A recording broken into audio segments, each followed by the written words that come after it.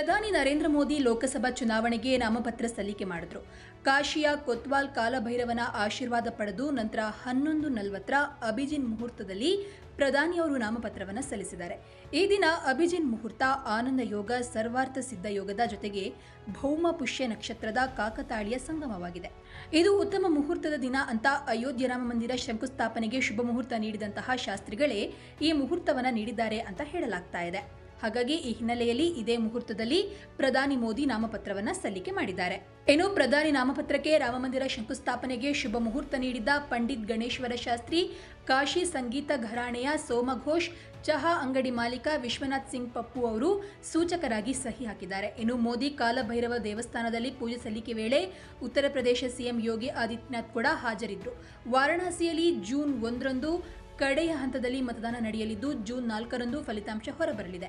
ಮೋದಿಯವರು 2014 ಮತ್ತು 2019ರಲ್ಲಿ 2 ಬಾರಿ ಇಲ್ಲಿಂದ ಗೆದ್ದು 3ನೇ ಅವಧಿಯ ಮೇಲೆ ಕಣ್ಣಿಟ್ಟಿದ್ದಾರೆ. ಇಲ್ಲಿ ಕಾಂಗ್ರೆಸ್ ಪಕ್ಷದ ರಾಜ್ಯಾಧ್ಯಕ್ಷ ಅಜಯ್ ರಾಯ್ ಸತತ 3ನೇ ಬಾರಿ ಮೋದಿ ವಿರುದ್ಧ ಕಣಕ್ಕಿಳಿದಿದ್ದಾರೆ.